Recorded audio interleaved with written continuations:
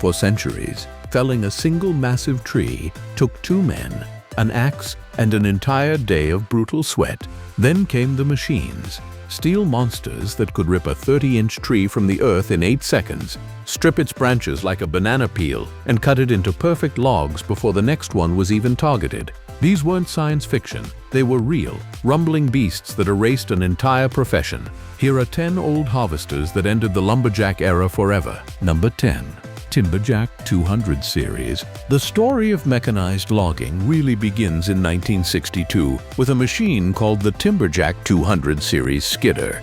According to John Deere's official forestry history, Timberland Machines released the Timberjack 200 series skidder as the first articulated skidder to ever bear the Timberjack name. It came equipped with a 61-horsepower Ford gasoline engine and carried a suggested list price of $8,925. This machine emerged from the Woodstock, Ontario shop of Wes Magill and Robert Simmons, who had designed an articulated 4-wheel drive tractor with a winch at the back. Their breakthrough Model 200 became the inaugural articulated 4-wheel drive skidder ever built, powered by a Ford gasoline engine producing approximately 60 horsepower. This machine revolutionized log skidding by allowing superior maneuverability over uneven forested terrain compared to rigid frame predecessors or animal-powered methods. The impact was immediate. In 1960, horses were still being used to extract at least 80% of the industrial roundwood timber in Sweden, and similar percentages applied across Canada. The Timberjack 200 essentially started the process of replacing those horses and the men who drove them. By the end of the 1960s, rubber-tired skidders had captured the vast majority of the market, with Timberjack alone holding 87% of the rapidly developing rubber-tired skidder segment in Australia and similar dominance across North America. Number 9. John Deere 440 Cable Skidder. In 1965, John Deere officially entered the skidder business with a machine that genuinely changed the game. According to John Deere's own historical records and Logging On magazine, the 440 Cable Skidder used a 41 kV and 59 horsepower engine and brought operator comfort into the equation for the first time, increasing safety and productivity. Before its arrival, wheeled skidders were little more than an engine in a frame. What made the 440 revolutionary wasn't just the horsepower, it was the operator-focused design. Earlier machines treated the human operator as an afterthought. The 440 introduced a proper operator's station with consideration for the long, brutal hours loggers worked. This meant operators could work longer shifts with less fatigue, dramatically increasing daily output. A single Deere 440 operator could extract more timber in a single shift than a horse team logger could in an entire week. This efficiency gain happened to coincide with a labor shortage in North American forests, and the 440's success forced every other manufacturer to follow suit with their own purpose-built skidders. John Deere has continued the 440 lineage for over 50 years now, but this 1965 machine started it all and pushed thousands of teamsters and animal-driven loggers permanently out of work. Number 8. Drott 40 Feller Buncher. In 1968, an inventor named Drott introduced what is widely credited as the world's first true feller buncher. According to multiple authoritative industry sources, Drott's machine was based on an excavator chassis, specifically the Drott 40 platform, with a shear-type felling head mounted on a knuckle boom. The result could clear the equivalent of approximately 100 trees per hour. The Drott 40 was a hydraulic excavator that could be configured with various attachments, and Drott's genius was adapting that excavator base into a dedicated felling machine. The machine featured a tilt wrist and used a shear blade to sever trees at the base. Earlier industry sources confirmed that members of the original Tiger Cat team came from Koehring, and Koehring later acquired Drott's design and continued building feller bunchers based on his concepts.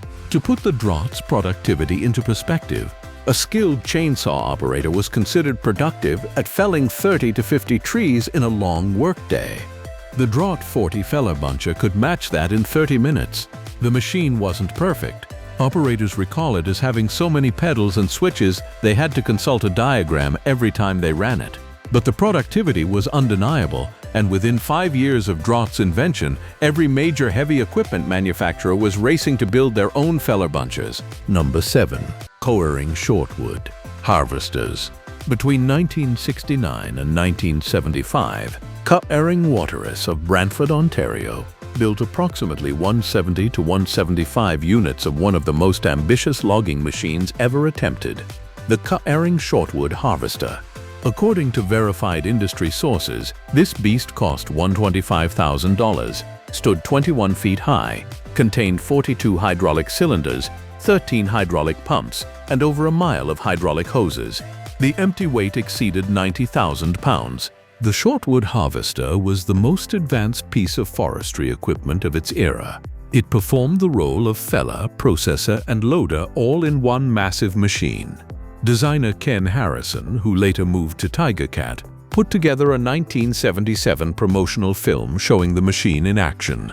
According to engineer John Koehring, who worked on this design, the machine was a true integration of multiple logging functions previously requiring entire crews. According to a 2014 Tigercat case study, Donald Tompkins of Highland Pulp in Cape Breton purchased a Koehring Shortwood Harvester in 1970, and his son James later said, "We ran it until 1980. That's 19 years of continuous service from a single machine." Operators in northern Ontario in the early 1980s recalled the Koehrings worked well on level ground with similar-sized wood and good roads.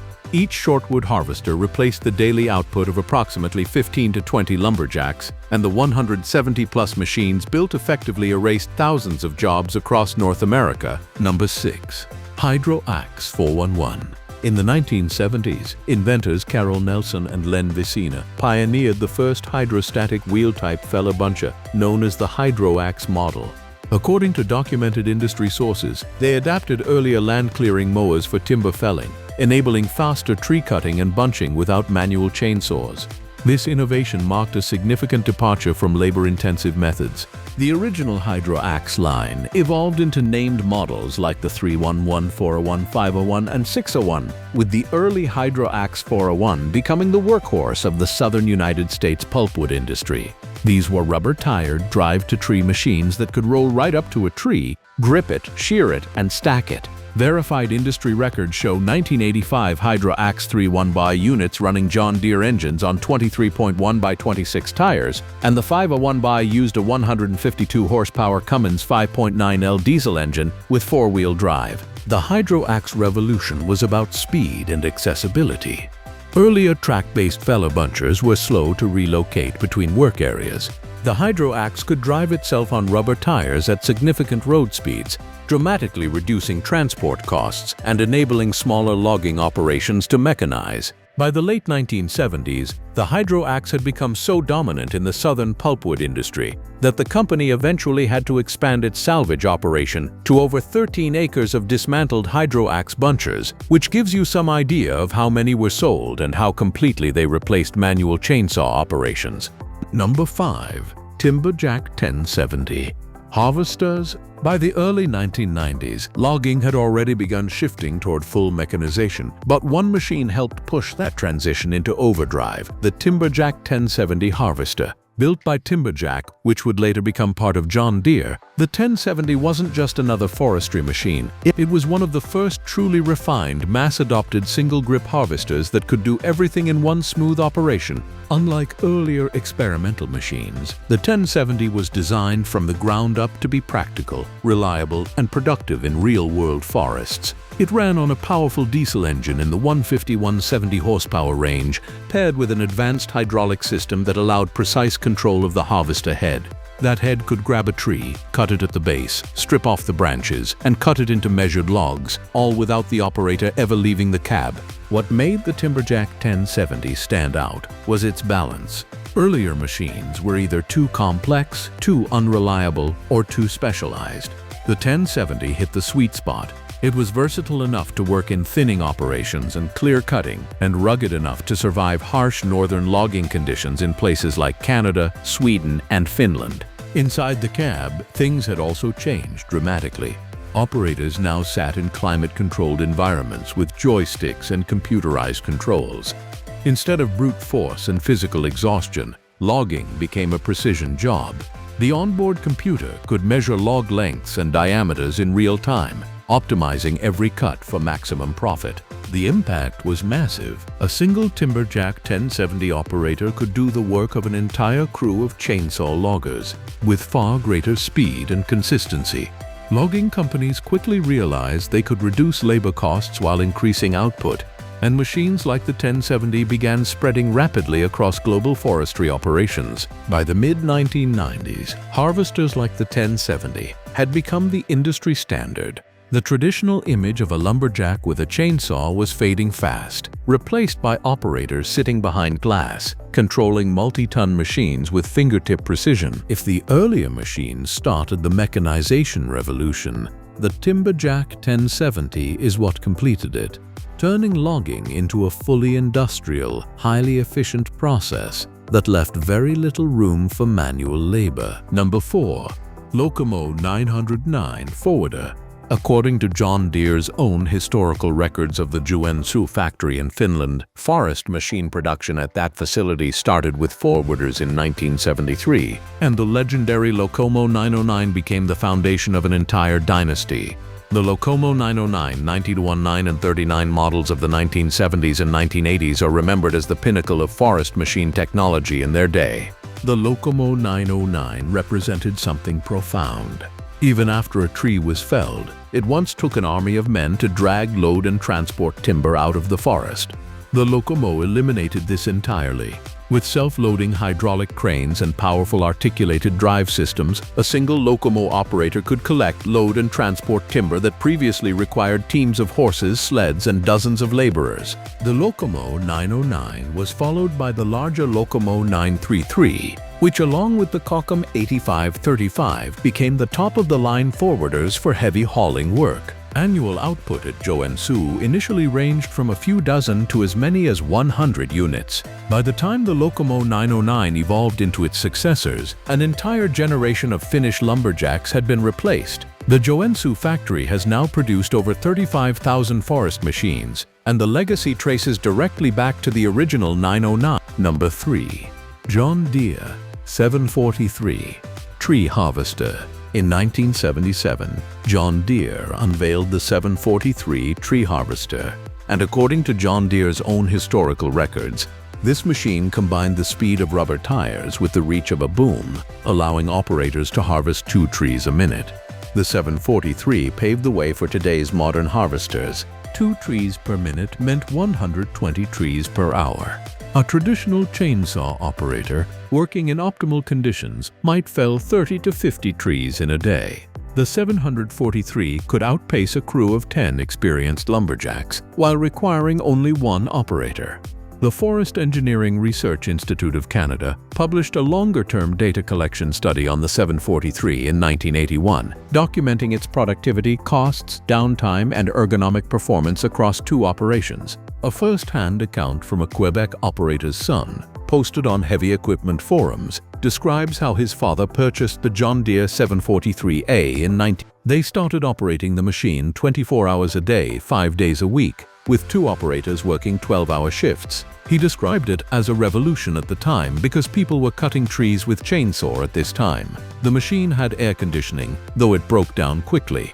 The 743 had its problems, including poppet valve issues and overly complex electronics, but its productivity was undeniable. Operators recall that trees were hitting the cab, making almost an heart attack to the operator. Despite the issues, the 743 demonstrated that a single integrated machine could outpace entire crews. Number 2.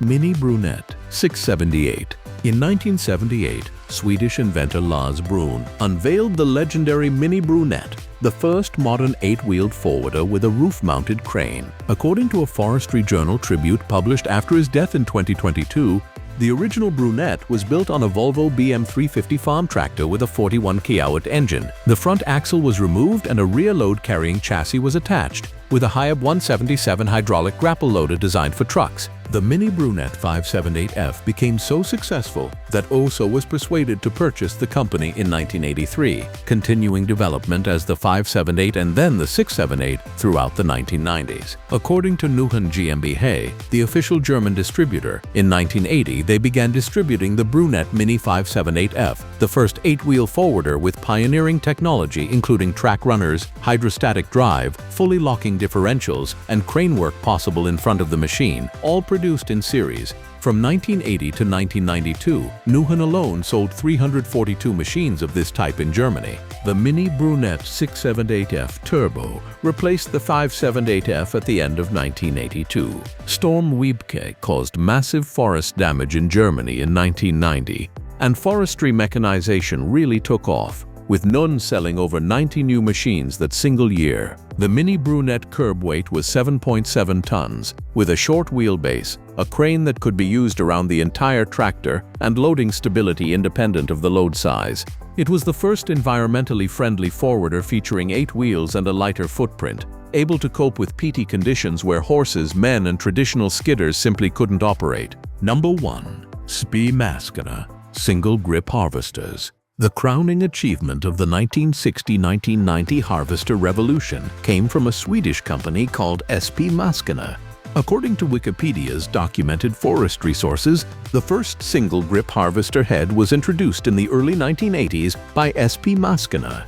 This invention is widely considered the most important development in commercial logging history. A Swedish forestry historian who saw it in action in 1981 recalled it had cutting knives instead of a chainsaw.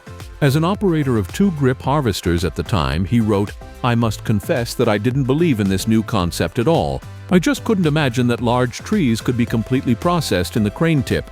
Well, I stand corrected. The SP head was used initially only in young thinning, where only pulpwood was produced because the knives cracked the wood too much for sawmills."